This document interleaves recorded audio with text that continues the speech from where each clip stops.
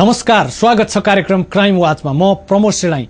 अपराध विरुद्धको खबरदारी हाम्रो जिम्मेवारी भन्ने मूल उद्घोषका साथ हामी उपस्थित भएका छौं। अपराधलाई निरुत्साहित गरी सुसभ्य समाज निर्माणको चाहनासहित सुरु गरिएको कार्यक्रम हो क्राइम वाच।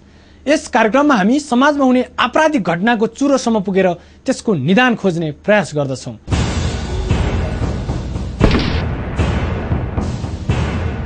चोर्नु ठिक कि बेठिक, यो प्रश्न स्वयं चोरलाई सोधियो भने उसको स्वाभाविक उत्तर हुन्छ बेठिक।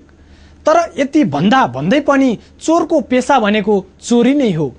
जब चोरले आफ्नो पेशामा कुनै अवरोध देख्दैन र आफूलाई सुरक्षित ठान्छ भने ऊ विश्वस्त हुनु अस्वाभाविक होइन।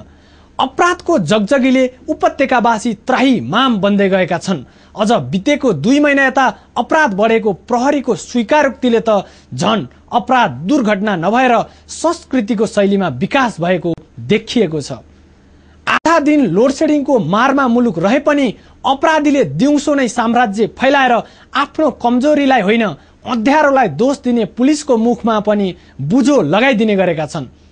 बर्बाद हुनुपर्ने बाँकी नरहेपछि खरानी सगाल्न पुग्ने हिन्दी फिल्मको शैली नेपाली पुलिसका लागि पनि वरदान बन्दै आएको छ। सुरक्षाका नयाँ नयाँ रणनीति फैलिएको समाचार आए पनि आखिर घटनाका प्रकृति 20बाट 19 हुनुसाटो 21 बन्नेतर्फ उन्मुख छ।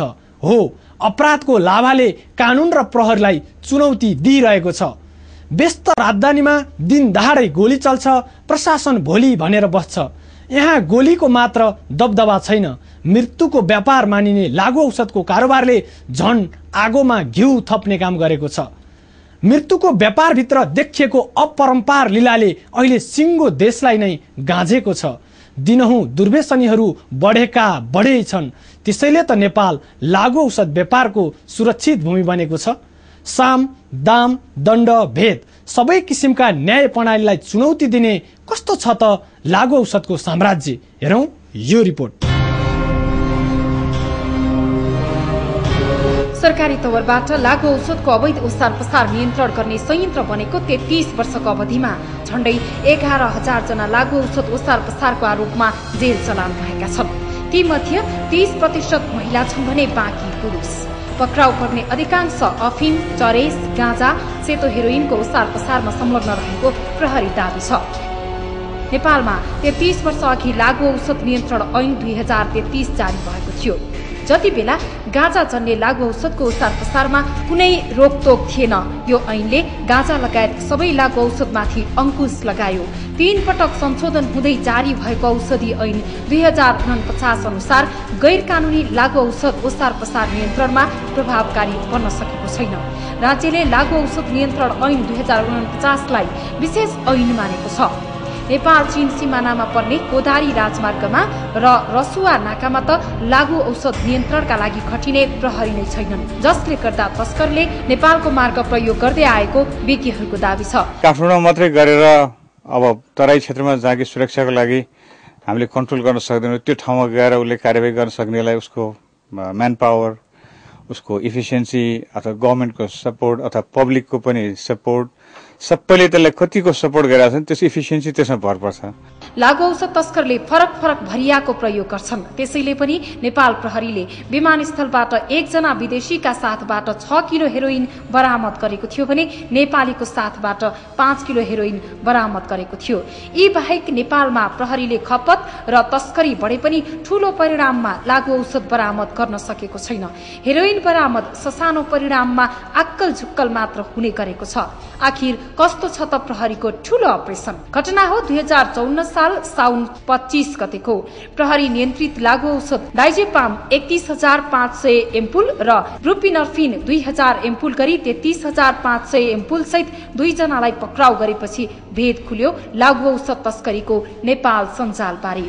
यो अपरेसनबाट प्रहरीले भक्तपुरको दुवाकोट गाविसका पुरुषोत्तम पाण्डे र उनकी श्रीमती सीता मिचार पाण्डे घरबाटै लागु औषध सहित पक्राउ परे। यो घटनामा ठूलै गिरोहको संलग्नता रहे पनि प्रहरीले घटनाको टुप्पो समाएरै चित्त बुझायो। जे होस्, यो घटनाले प्रहरीको घैँटोमा घाम चाहिँ लाग्यो, किनकि सधैँ सडक छेउ उम्रेका गाँजाको झ्याङ फाडेर आफ्नो प्रगति विवरण प्रस्तुत गर्ने प्रहरीलाई नेपालमा अवैध लागु औषध तस्करी सञ्जाल फस्टाइसकेको छ भन्ने पुष्टि भयो। साउन 26 20 गते नै लागु औषध डाइजेपाम 27,000 र ब्रुपिनर्फिन 1,900 गरी 28,900 एम्पुल सहित भारतको पूर्वी चम्पारणका मोहम्मद अली अख्तर पक्राउ परे। यो अर्को झड्का थियो। यति बेला अवैध लागु औषध तस्करहरूले नेपाललाई ट्रान्जिट पोइन्ट बनाएर दक्षिण एसिया, युरोप, अमेरिका, चीन लगायत विभिन्न मुलुकमा अवैध लागु औषध तस्करी गरिरहेका थिए। प्रहरी समेत गाँजा र चरेस बाहेक अन्य लागु औषध नचिन्ने भएको थियो। फेरि अर्को गिरोह प्रहरी फन्दामा पर्यो। 2058 जेठ 9 गते ललितपुर इमाडोल गाविसका अशोक कुमार सुवेदीले TESOL industries 101 Spadina Avenue, Toronto, Ontario 416-8756656 एटन मिस्टर एओस Ferguson, telephone tel 416-8756656, post note होल्डबाट क्यानाडाको क्लिटेन्स and pick up by me CN 1786, order invoice number 1786, order invoice number 78620004 ले पाउने गरी पठाइएको 22 वटा बाकसभित्र 669 किलोग्राम अवैध लागु औषध चरेस लुकाई राखिएको थियो। यो तस्करीका मुख्य योजनाकार थिए दिल बहादुर गुरुङ अर्थात डीबी गुरुङ। उनी आफू छायामा बसी लागु औषध तस्करी गर्न अरूलाई खटाउने गरेको प्रहरी दाबी छ। गुरुङले सञ्चालन गरेको अवैध तस्करी सञ्जालका सदस्यले एकपछि अर्को अवैध तस्करीको भण्डाफोर गरेपछि उनी प्रहरी फन्दामा परे। गुरुङका निकट सहयोगी मानिने सुवेदीले दिएको बयानको आधारमा प्रहरीले मोहन कृष्ण रिसाललाई गिरफ्तार गर्यो भने रिसालको बयानबाट मुख्य योजनाकार डीबी गुरुङ भएको रहस्य खुल्यो। अनि प्रहरीले सञ्जाल विरुद्ध नै कारबाही अघि बढायो। यसअघि 2051 चैत्र 1 गते थाई इन्टरनेशनल एयरवेजको उडान नम्बर TC 312 मा सनमाइका र चरेस सहित एकजना पक्राउ परेका थिए। पासपोर्ट नम्बर 9625895 लिएर काठमाडौँबाट बैंकक जान लागेका स्लोभाक नागरिक जोसेफ पेट्रिकोले मेड इन इटालिसा लेखिएको कालो फल्स बटममा ठूलो परिणाममा खैरो सनमाइका र लागु औषध चरेस भेटियो। प्रहरीले फल्स बटम झोला उघारी हेर्दा ढक्कनमा 6 किलोग्राम बराबरको खैरो सनमाइका र तल चरेस फेला पर्यो। 2065 साउन 19 गते पाकिस्तानी नागरिक हुसैन मोहम्मदलाई त्रिभुवन विमानस्थलमा होल्ड लगेज चेक जाँच गर्ने क्रममा 50 किलोग्राम साइकोट्रोपिक लागु औषध फेनाबार्बिटलको धुलोसहित पक्राउ गरियो। यो विमानस्थलमा बरामद भएको सबैभन्दा ठूलो परिमाणको लागु औषध थियो। वास्तवमा मोहम्मद दक्षिण एसियाका कुख्यात अवैध लागु औषध तस्कर थिए। उनी काठमाडौँबाट 68922231 नम्बरको पासपोर्ट प्रयोग गरी अबुधाबी हुँदै पाकिस्तानको लाहोरतर्फ जाने क्रममा थिए। मोहम्मदले फेनाबार्बिटल तस्करी गर्दा रातो रङको मार्क एन्ड पोलो USA लेखिएको झोलाभित्र सेतो प्लास्टिकको थैलोमा 6 प्याकेट र रातो कालो रङको झोलाभित्र सेतो प्लास्टिकको थैलोमा 4 प्याकेट बनाएका थिए। प्रहरीका लागि फेनाबार्बिटल नौलो लागु औषध भएकोले सुरुमा त प्रहरी पनि झुकिए। जब मोहम्मद आफूले तस्करी गर्दै गरेको फेनाबार्बिटलको थैलो छोडी भाग्ने प्रयास गर्दा उनको गतिविधिप्रति प्रहरीलाई शंका लागि गिरफ्तार गर्यो। मोहम्मदलाई भारत, पाकिस्तान र श्रीलंका लगायतका दक्षिण एसियाली मुलुकका प्रहरीले पनि लामो समयदेखि खोजी गरिरहेको थियो। पक्राउपछि मोहम्मदले नेपाली तस्करको रहस्य खुले। उनको सञ्जालमा विराटनगरका दीपक लामा र भारत राजस्थान झुनझुन कपडा मार्केटका जगदीश प्रसाद राणा समेत नेपालमै पक्राउ परे। 2065 साल असार 6 गते शुक्रबार कतार एयरवेजको काठमाडौँबाट दोहा जाने क्रममा त्रिभुवन अन्तर्राष्ट्रिय विमानस्थलमा सुरक्षा जाँचका क्रममा इराकी नागरिक फरजाद अमनियत दोस्तको साथबाट 1 केजी 800 ग्राम तौलको कुनै सेतो पदार्थ फेला पर्यो। दोस्तले यसअघि पनि 3 पटक प्रहरीकै अगाडि खुला रूपमा पोलिथिन झोलामा राखेर सेतो पदार्थ त्रिभुवन विमानस्थलबाट पैठारी गरिसकेको रहस्य खुल्यो। प्रहरीको अनुसन्धानबाट दोस्तले पैठारी गर्दै गरेको सेतो पदार्थ विश्वको पछिल्लो अवैध लागु औषध बजारको चल्तीको लागु औषध मेथेम्फेटामिनको रहेछ। को हुन् रबिन्सन र यिनी कसरी उम्कन सफल भए?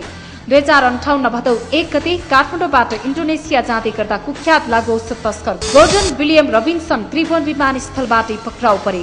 500151165 नम्बरको बेलायती पासपोर्ट लिएका उनको साथबाट 2 किलो 315 ग्राम सेतो हेरोइन सहित पक्राउ परे। 23 अप्रिल 2004 मा टुरिस्ट भिसामा नेपाल छिरेका रबिन्सन खुङखार तस्कर भएको प्रहरीले सूचनै पाउन सकेन। उनलाई पक्राउ गरेको 6 दिनपछि लागू औषध ओसार पसार अभियोगमा विशेष अदालतमा मुद्दा दायर गरियो। विशेष अदालतले रबिन्सनलाई दोषी मान्दै झण्डै 4 महिनापछि 17 वर्ष कैद र 10 लाख रुपैयाँ जरिवाना तोक्यो। तर जब विशेष अदालतको फैसलालाई उल्टाउँदै सर्वोच्चले रबिन्सन निर्दोष भएको ठहर्यायो, त्यसपछि थाहा भयो कानून लङ्गडो भएको।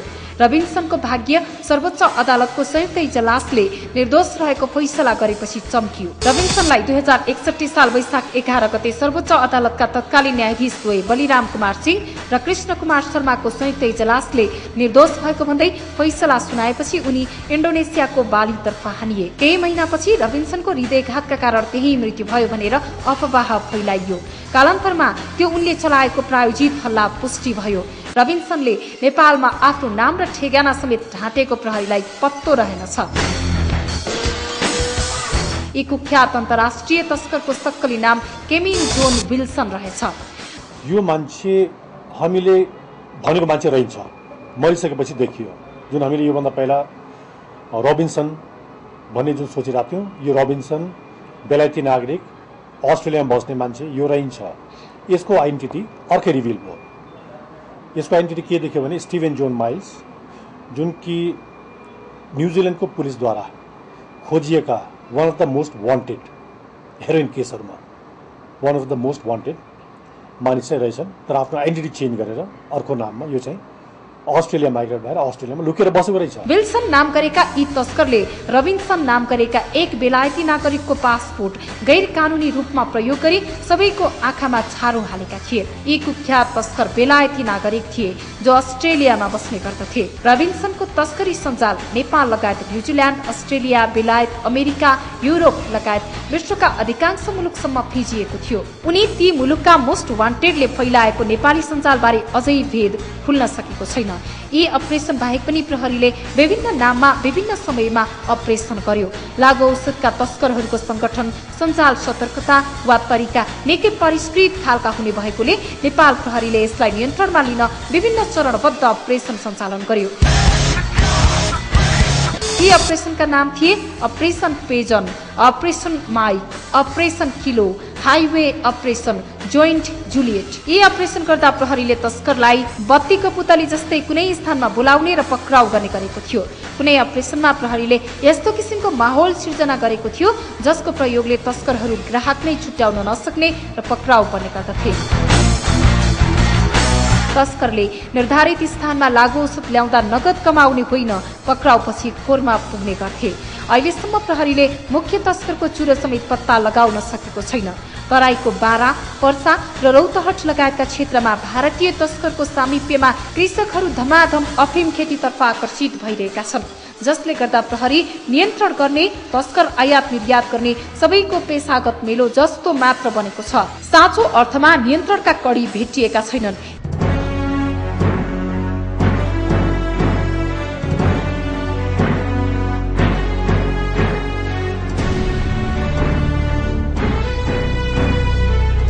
त्यस्तै पछिल्लो समय अफ्रिकीहरू अफगानिस्तानको हेरोइन पाकिस्तान हुँदै नेपालको बाटोबाट तेस्रो देश भित्राउन सक्रिय रहेको प्रहरी भनाइ छ। पुस 17 गते प्रहरीले खमेरको रेड प्लानेट गेस्ट हाउसको कोठा नम्बर 204 मा बस्ने पाकिस्तानी नागरिक मोहम्मद सज्जाद र 304 मा बस्ने मोहम्मद इकबालले युनुसलाई देखाएपछि प्रहरीले उनलाई पक्राउ गर्छ।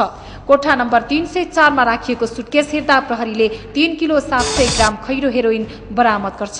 यसको अनुसन्धान गर्दै जाँदा इकबालले आफू कुख्यात पाकिस्तानी लागू औषध तस्कर हाजी तलात समूहमा रहेको रहस्य खोल्छन् र युनुसलाई सामान दिन काठमाडौँ आएको खुलासा गर्छन्। अनि प्रहरीले युनुस अन्सारीलाई पक्राउ गर्छ र अनुसन्धानले लागू औषध चीन हुँदै अमेरिका पुर्याउन लागेको खुल्छ।